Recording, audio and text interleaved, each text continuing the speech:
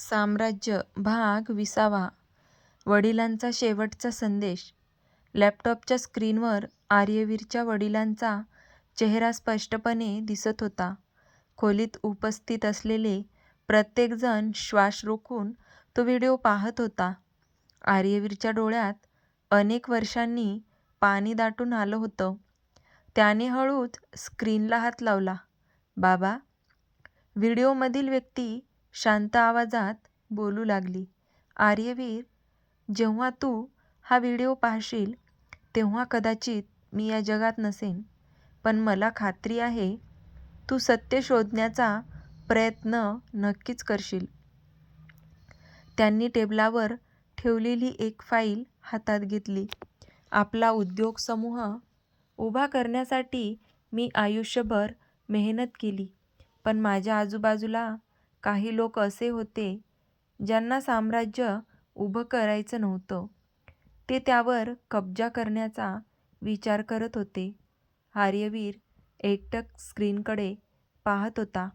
Video पुढे सुरू राहिला. मी आणि सावीचे वडील एका अत्यंत गुप्त प्रोजेक्टवर काम करत होतो. त्या प्रोजेक्टमुळे भारतातील अनेक मोठ्या उद्योगपतींचे काळे व्यवहार समोर येणार होते, पण आमच्यातलाच एक माणूस पैशासाठी विकला गेला.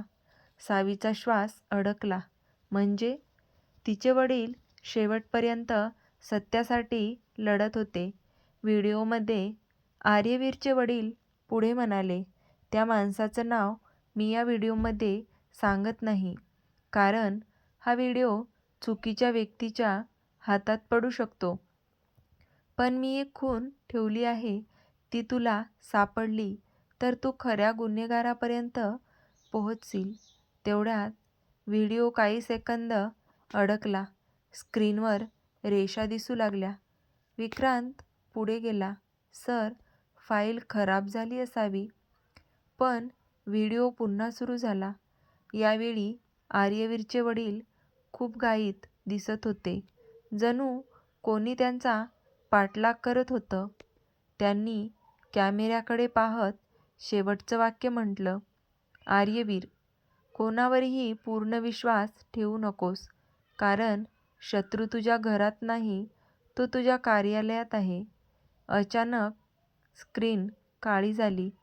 व्हिडिओ संपला. संपूर्ण बेसमेंटमध्ये शांतता पसरली. तेवढ्यात लॅपटॉपच्या कीबोर्ड खालून एक छोटासा कागद बाहेर आला. त्यावर फक्त 4 आकडे लिहिले होते, 2, 7, 1 आणि 9. सावीने विचारलं, हे काय असू शकतं? विक्रांत म्हणाला, पासवर्ड असू शकतो. आर्यवीर काही बोलला नाही. त्याने तिजोरीत ठेवलेल्या फाईल्सकडे पाहिलं. पहिल्या फाईलवर मोठ्या अक्षरात लिहिलं होतं, प्रोजेक्ट साम्राज्य. दुसऱ्या फाईलवर ब्लॅकलिस्ट आणि तिसऱ्या फाईलवर कॉन्फिडेन्शियल ओन्ली फॉर आर्यवीर. आर्यवीरने तिसरी फाईल उघडण्यासाठी हात पुढे केला, पण त्याच क्षणी संपूर्ण बेसमेंटमध्ये धोक्याचा सायरन वाजू लागला. Warning, warning. सिक्युरिटी गार्ड धावत आत आले. सर, कंपनीच्या सर्व्हरवर मोठा सायबर हल्ला झाला आहे. सगळा डेटा डिलीट होतोय. आर्यवीर लगेच कंट्रोल रूमकडे धावला. स्क्रीनवर एकच संदेश चमकत होता, सत्याच्या जितके जवळ येशील तितकं तुझं साम्राज्य कोसळेल. आणि त्या संदेशाखाली एक चिन्ह दिसत होतं, तेच चिन्ह जे त्या सोन्याच्या अंगठीवर कोरलेलं होतं. आर्यवीरला आता खात्री झाली होती, खेळ संपवण्याऐवजी आता खऱ्या अर्थाने सुरू झाला होता. वडिलांचा शेवटचा संदेश.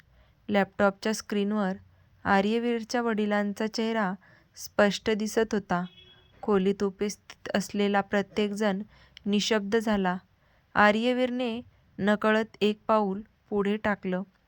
10 वर्षांनंतर तो पहिल्यांदाच आपल्या वडिलांचा आवाज ऐकत होता.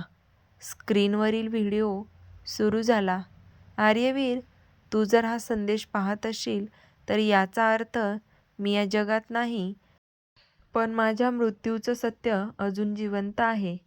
आर्यवीरच्या डोळ्यात पाणी आलं. त्याने स्वतःला सावरत व्हिडिओ पाहणं सुरू ठेवलं. माझ्यावर विश्वास ठेवणारे फार कमी लोक होते. पण ज्यांच्यावर मी सर्वात जास्त विश्वास ठेवला त्यांच्यापैकी एकानेच माझा विश्वास तोडला. सावीने शांतपणे आर्यवीरकडे पाहिलं. तो पूर्ण लक्ष देऊन प्रत्येक शब्द ऐकत होता. व्हिडिओमध्ये आर्यवीरचे वडील पुढे म्हणाले, आपल्या कंपनीच्या नावाखाली अनेक वर्षापासून काळा पैसा फिरत होता. मला ते समजलं. मी पुरावे गोळा केले, पण मी सत्य बाहेर आणण्याआधीच त्यांनी माझ्यावर हल्ला केला. विक्रांतही स्तब्ध होऊन स्क्रीनकडे पाहत होता. व्हिडिओ पुढे सुरू राहिला. या कटामागे फक्त एक व्यक्ती नाही, ही एक संघटना आहे. त्याचं एकच चिन्ह आहे. आर्यवीर लगेच तिजोरीतून मिळालेली अंगठी हातात घेतली. स्क्रीनवर तेच चिन्ह दिसलं. सावीच्या अंगावर पुन्हा काटा आला. हेच चिन्ह, ती हळू आवाजात म्हणाली. व्हिडिओमध्ये पुढे सांगितलं गेलं, जर तुला हे चिन्ह दिसलं तर समज शत्रू तुझ्या खूप जवळ आहे. इतक्यात व्हिडिओ अचानक थांबला. स्क्रीन काळी झाली. काही सेकंदांनी एक पासवर्ड विंडो उघडली. एंटर फायनल की.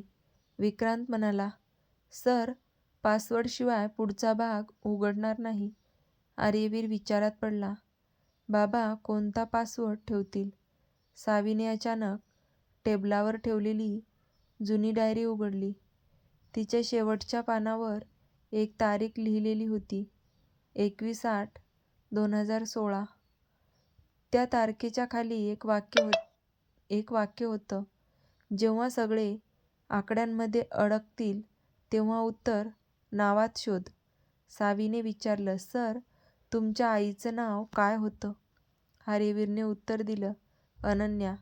त्याने कीबोर्डवर टाईप केलं, अनन्या. पासवर्ड चुकीचा. पुन्हा प्रयत्न. त्याने वडिलांचं नाव टाकलं, चुकीचं. विक्रांतने कंपनीचं नाव टाकलं, ते पण चुकीचं निघालं. तेवढ्यात सावीच्या नजरेस लॅपटॉपच्या बाजूला कोरलेली 2 अक्षरं दिसली, AS. ती काही क्षण विचार करू लागली. मग तिने आर्यवीरकडे पाहिलं. सर, A म्हणजे आर्यवीर असेल, पण यस म्हणजे काय? आर्यवीर अचानक थबकला. त्याला 10 वर्षापूर्वी वडिलांनी सांगितलेलं एक वाक्य आठवलं, तुझ्या आयुष्यात यसने सुरू होणारं नाव एक दिवस तुझं नशीब बदलेल. आर्यवीरने सावीकडे पाहिलं. सावीही त्याच्याकडे पाहत होती. क्षणभर दोघांमध्ये शांतता पसरली.